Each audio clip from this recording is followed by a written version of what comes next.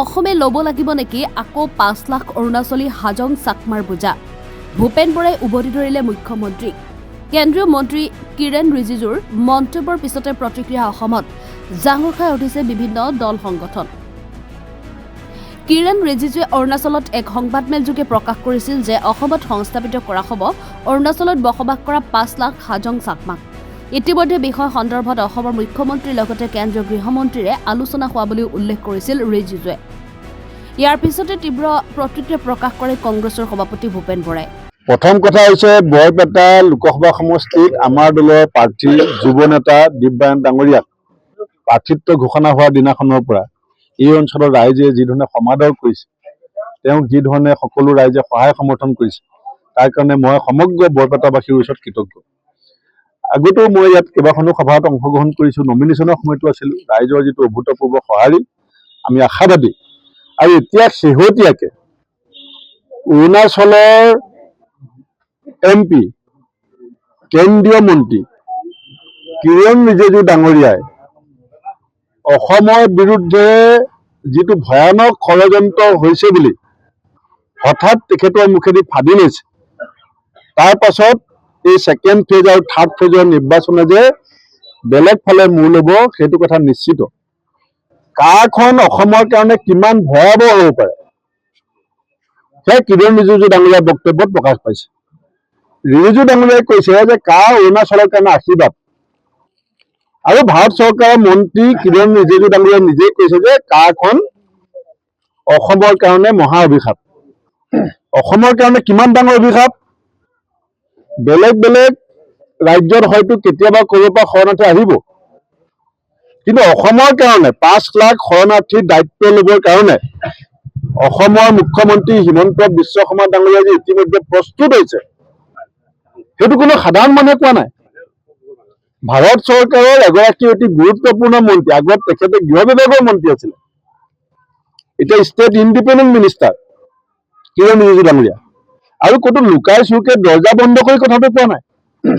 সমগ্ৰ উত্তৰ পূৰ্বাঞ্চলৰ দেশৰ সংবাদ মাধ্যমৰ সন্মুখত কৈছে যে অৰুণাচলত থকা ৫ লাখ হাজং আৰু চাকমাক অসমৰ মুখ্যমন্ত্ৰীয়ে দায়িত্ব ল'বৰ কাৰণে অমিত শ্বাহ ডাঙৰীয়াৰ সৈতে কথা হৈ গৈছে।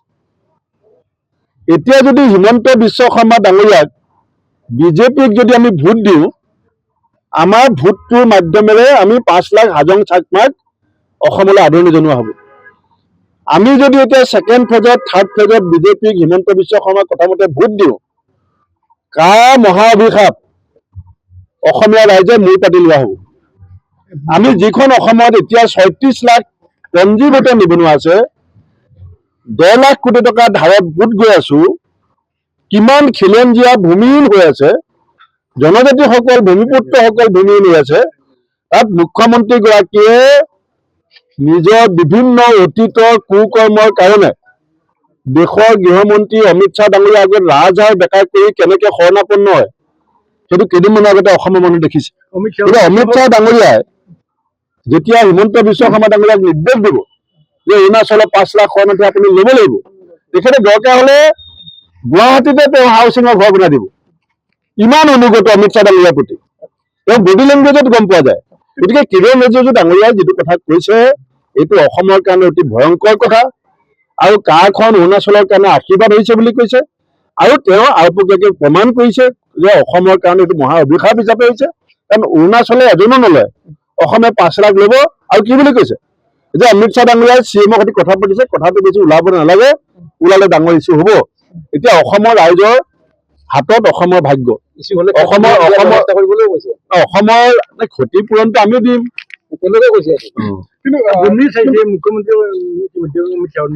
কিৰেণ ৰিজিজু ডাঙৰীয়াই সাজি সাজি কথা কোৱা নাই। আপুনি প্ৰেছ মিটখন যদি ভালকে চাই দেখিব, তেওঁ অৰুণাচলবাসীক এটা বাৰ্তা দিছে, অৰুণাচলবাসীক বাৰ্তা দিছে।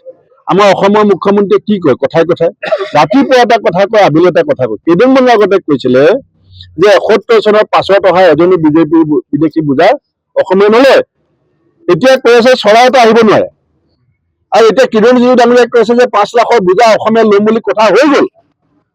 গতিকে এই মুখ্যমন্ত্ৰীজনক যদি আমি ২৬ তাৰিখে ২৬ এপ্ৰিলত আৰু ৭ মেত এই বিজেপি আৰু এই মুখ্যমন্ত্ৰীক যদি আমি প্ৰতিৰোধ নকৰোঁ, ক্ষমতাচ্যুত কৰাৰ যদি সিদ্ধান্ত গ্ৰহণ নকৰোঁ অসমৰ ভৱিষ্যত প্ৰজন্মই কিন্তু আমাক ক্ষমা নকৰিব। কংগ্ৰেছৰ নিজৰ গৃহমন্ত্ৰীগৰাকীয়ে আজি পুনৰ কৈছে যে চিএ কোনো নাগৰিকৰ নাগৰিকত্ব কৰ্তন নকৰে, বৰঞ্চ কংগ্ৰেছে ইয়াক বিপথে ৰাইজক বিভ্ৰান্ত কৰিছে। নাই, কংগ্ৰেছেতো অকলে চিএ বিৰোধিতা কৰা নাই, অসমৰ বিভিন্ন জাতীয় সংগঠনে বিৰোধিতা কৰিছে, অসমৰ বিশিষ্ট বুদ্ধিজীৱীসকলে বিৰোধিতা কৰিছে, সংবাদ মাধ্যমৰ মানুহে বিৰোধিতা কৰিছে। কাৰণটো কি?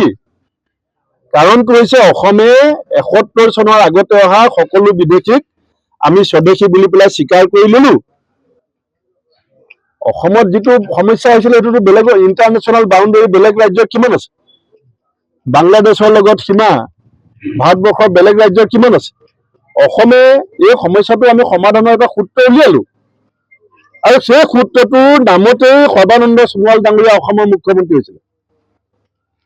সেই সূত্ৰটোৰ নামতেই ৮৫ চনত অসমত চৰকাৰ হৈছিলে আৰু সেই চুক্তিখন অসমৰ ৰাইজৰ সন্মতিৰ সপক্ষে হৈছিলে। সেই চুক্তিখন ভংগ হ'ব নালাগে বুলি অসম চুক্তিক গীতা বাইবেল কোৰাণ বুলি এইসকল বিজেপি নেতাই জানো কোৱা নাছিলে?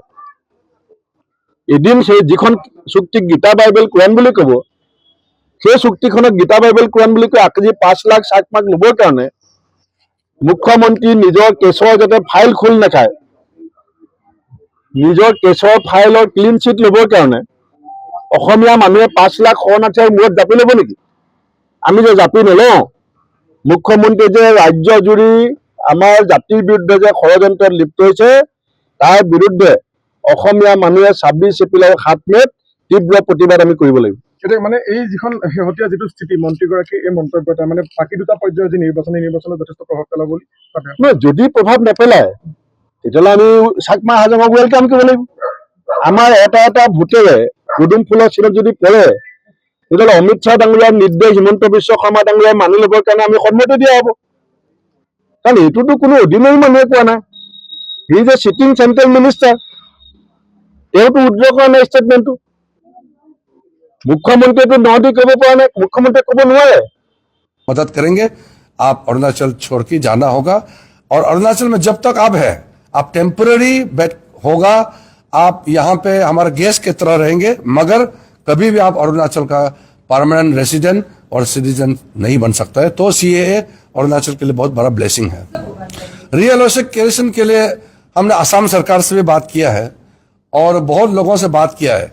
अब आइडेंटिफाई करने से पहले अगर हम ज्यादा बात करेंगे तो फिर वो इश्यू बन जाएगा बोल के हम लोगों ने साइलेंटली ये काम किया है। लेकिन आप लोग जो पूछ ही रहे तो आप इसलिए मैं ये इंडिकेशन दे रहा हूं, असम सरकार से हमने बात किया है कि वो आइडेंटिफाई करे, असम के कोई जगह में मदद करे। असम अरुणाचल हम सब भाई भाई है, तो आप हमारा मदद करें।